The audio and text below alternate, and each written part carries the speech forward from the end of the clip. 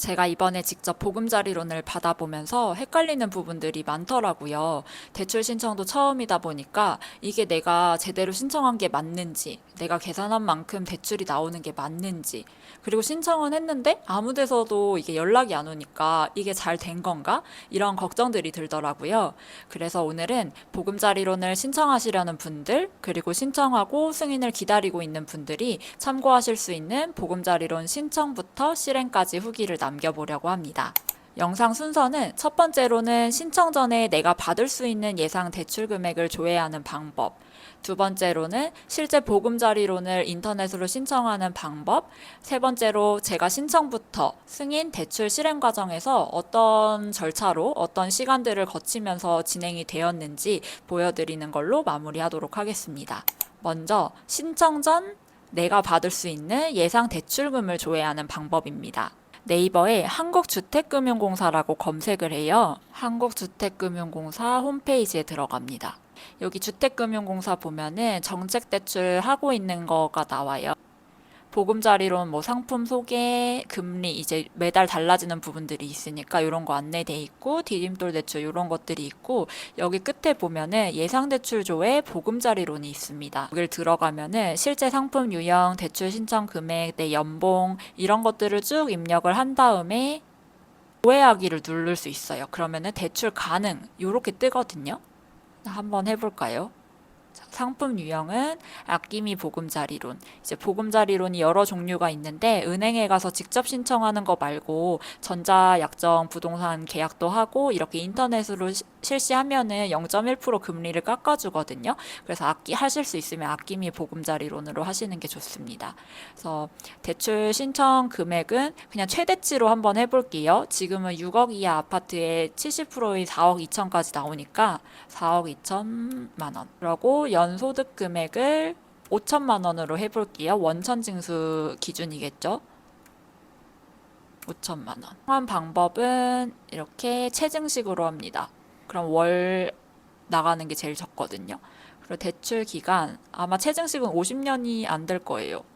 그래서 체증식 40년. 규제 지역 여부 요거는 상황에 따라 다르게 하면 될 것 같아요. 아니요. 규제 예외 여부 아니요. 그리고 주택 가격 이제 6억으로 할게요. 6억 원. 주택 유역 아파트 수도권. 그리고 여기 체크되어 있는 것만 하면 되긴 하거든요. 대충 보는 거라. 생애 최초 예. 구입 자금 보증 이용. 이거를 이용하면은 그 소액임차 보증금 공제하지 않고 LTV 한도까지 다 나오기 때문에 이거는 이용한다라고 했습니다. 전. 그리고 우대금리는 혹시 해당하시는 분들은 체크를 하면 될 것 같아요. 그렇게 하고 조회하기를 눌러요.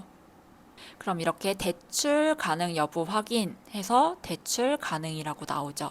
그리고 최대 대출 가능 금액은 4억 2천만 원이고 이제 너가 신청한 대출 4억 2천은 금리 5.15%로 나올 거다. 너가 신청한 건 지금 원리금 체증식 상환이고 대출 기간 40년으로 신청했다. 이렇게 나오거든요. 이렇게 나오고 밑에 이제 그 내가 이거를 갚는 방식, 체감식, 원리금 균등 분할, 체증식 이렇게 했을 경우에 총 이자와 월 납입금이 나와요. 그럼 보시면은 체증식으로 하는 게 월 납입금이 제일 적죠. 지금 금리가 많이 오르기도 했고 제가 지금 최대치 4억 2천만 원으로 체크를 해가지고 조금 월 납입금이 좀 많이 세게 나오네요. 그래서 이렇게 보면은 매달 내가 만약에 이거를 지금 대출을 받는다라고 치면은 매달 나가는 돈이 나와요. 여기 원리금, 원금이랑 이자 합친. 그래서 이렇게 쭉 나온다. 근데 다만 이 조회 결과는 최소한의 입력 항목을 바탕으로 산출되므로 대출 한도, 금리 및 대출 가능 여부는 실제와 다를 수 있음을 유의하시기 바랍니다. 라고 되어 있죠.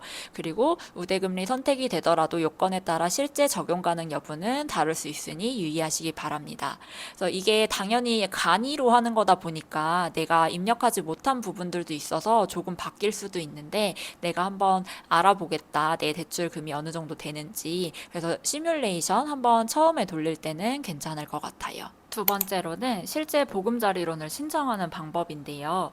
보금자리론은 은행에 가서 직접 신청할 수도 있고 인터넷이나 모바일로 신청할 수 있어요. 근데 가능하시면은 그 부동산 계약도 전자약정으로 하고 이 보금자리론도 인터넷으로 신청하시면은 금리를 0.1% 빼주거든요. 그래서 요거를 이용하시는 거를 추천드립니다.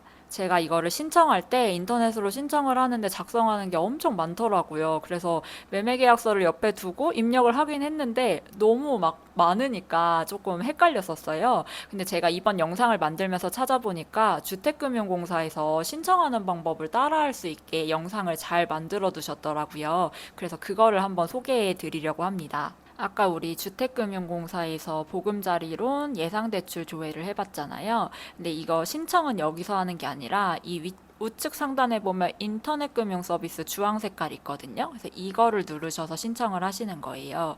그래서 여기서 로그인을 해서 내가 신청하려고 하는 것을 신청하는데 우리는 보금자리론, 아낌이 보금자리론을 신청하니까 이걸 누르면 돼요.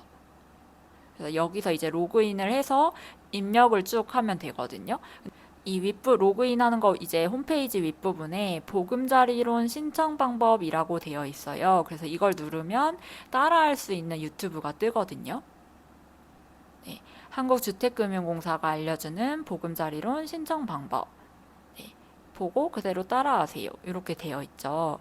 그래서 제가 이 영상을 봐보니까 보금자리론을 신청하는 방법들, 이 신청하는 과정에서 나오는 모든 화면이 여기 나와요. 모든 화면이 나와서 중간중간 이 메뉴에 대해서 설명을 해주기도 하고 Q&A 자주 물어보는 것도 이렇게 FAQ로 나오더라고요. 그래서 참고하시면은 이걸 보면서 따라하시면 굉장히 좋을 것 같아요. 보시면은 보금자리론 관련해서 뭐가 바뀌는 것도 여기 더보기에 설명되어 있는 것 같고 주요 내용 빠르게 보려면 내가 궁금한 것만 해서 이렇게 눌러볼 수도 있습니다.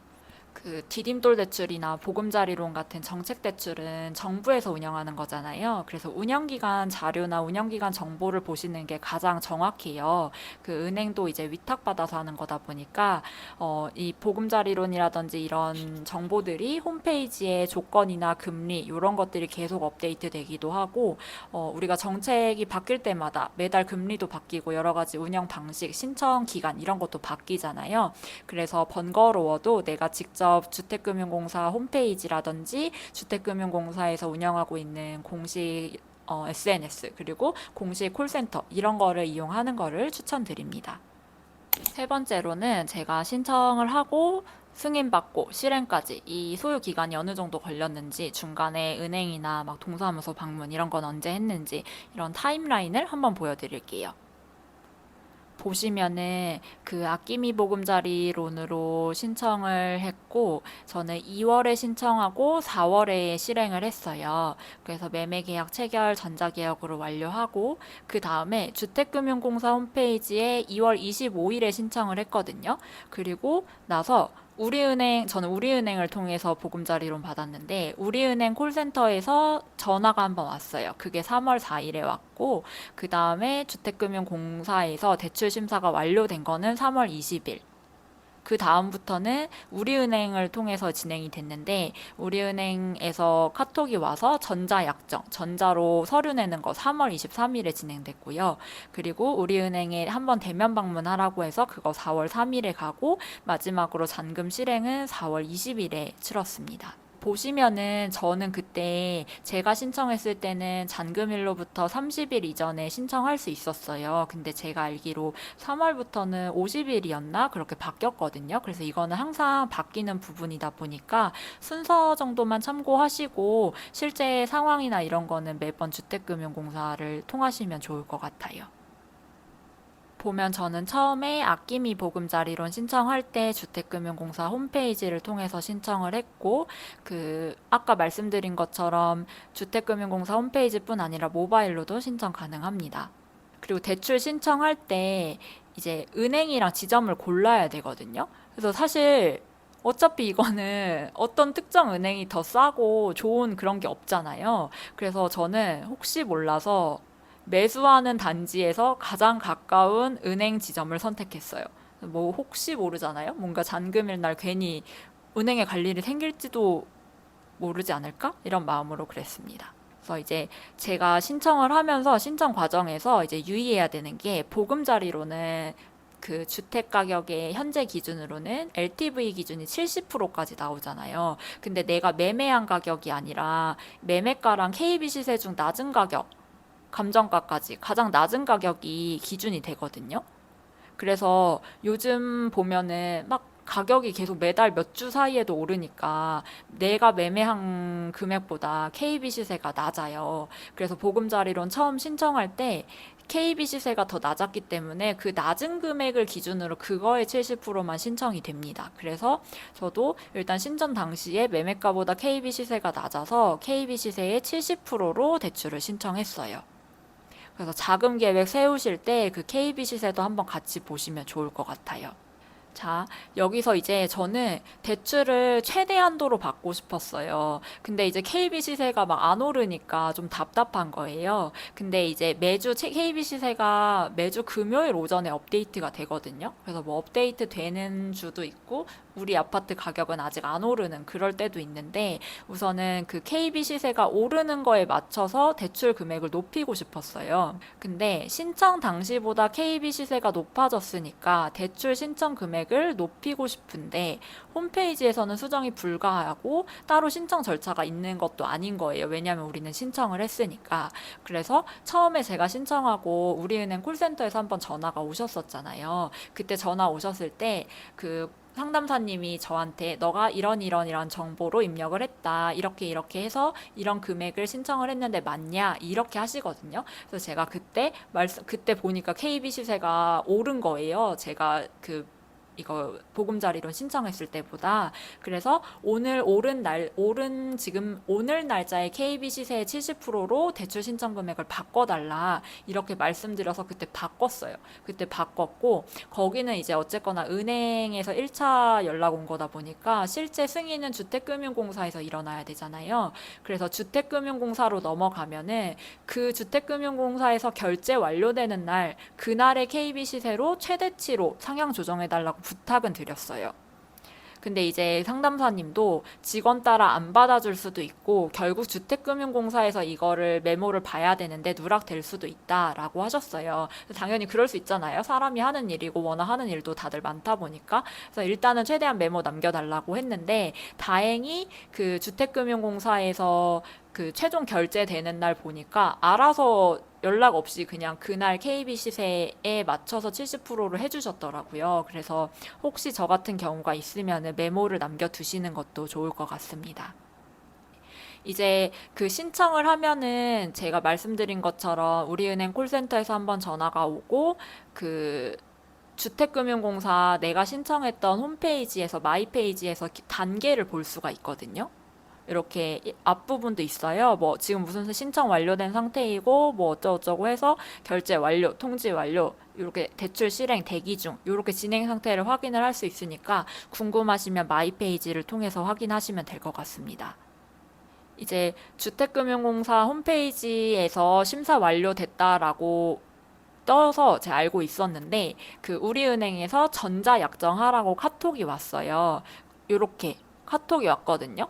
고객님께서 신청하신 앞기미 보금자리론 약정 안내 드립니다. 이게 주택금융공사 결제 완료된 후에 우리은행에서 온 거예요. 그래서 뭐 이런 것들을 해가지고 링크가 왔거든요. 거기 들어가서 전자약정을 해라 이렇게 왔는데 그때 전자약정할 때 서류는 매매계약서 원본이랑 전입세대 열람 내역서가 필요했어요. 근데 전입세대 열람 내역서는 동사무소 가서 떼야 되는데 인감이 필요해요. 그래서 저는 인감이 없었어가지고 쿠팡으로 인감 만들고 인감 등록을 했습니다. 인감 등록은 본인 주소지 관할 주민센터에서만 등록 가능하니까 그거는 참고하시면 좋을 것 같아요. 그래서 이런 것들을 이제 핸드폰으로 제출을 했고요. 그 전자약정 하려고 준비하고 있는데 그 제가 대출 신청 받을 우리은행 지점에서도 전화가 왔었어요. 이거 전자약정하고 이런 서류 들고 지점 방문을 해라. 지점 방문을 꼭 해야 된다고 하더라고요. 그래서 그 잔금일 몇 주 전까지 와라 이렇게 안내 전화가 와서 이제 갈 준비를 했습니다. 은행을 가서 준비하라고 했던 서류랑 인감을 드리고 약정서를 썼어요. 그래서 약정서 쓰고 해서 한 5분, 10분 걸렸나? 그래서 쭉 드리고 그냥 간단한 안내사항을 전달받았습니다. 이제 대면 제출 서류는 계약서, 계약금 영수증, 주민등록 초본, 인감증명서, 인감 요런 것들을 제출하라고 해가지고 요런 것들 준비해 갔었어요. 그래서 이제 약정서에 사인하라는데 사인하고 그리고 이제 은행 담당자님이 당일에 어떤 금액이 있어야 된다 요런 거 해주시고 추가적으로 궁금한 거 제가 물어보고 마무리되었습니다. 그러고 나서 이제 은행에서 이렇게 카톡이 왔어요. 그 신청하신 대출이 이렇게 처리가 되었다. 아낌이 보금자리론 뭐 얼마, 뭐 몇 년도 이렇게 되었습니다. 오늘 말씀드린 내용은 제가 2026년 2월에 보금자리론 신청하고 4월에 실제 대출을 실행했던 경험을 기준으로 말씀드렸어요. 대출 조건이나 신청 절차, 이런 각종 정보들은 사실 시기에 따라 계속 바뀌기 때문에 실제로 신청하실 때는 꼭 한국주택금융공사 홈페이지 같은 공식 자료를 통해서 최신 정보를 다시 한번 확인해 주시면 좋을 것 같습니다. 저는 처음 해보는 일들이었어서 블로그도 굉장히 많이 찾아봤었거든요. 그래서 누군가 실제로 어떤 과정을 어떤 순서를 통해서 진행했는지를 좀 보고 나면은 아, 이런 식으로 진행이 되는 거구나 하고 좀 그림이 그려져서 좀 훨씬 마음이 놓였습니다. 그래서 오늘 보금자리론을 처음 신청하시거나 신청하시려는 분들께도 전체적인 과정 이해하는데 조금 도움이 되었으면 좋겠습니다. 부족하지만 오늘도 영상 시청해주셔서 감사합니다.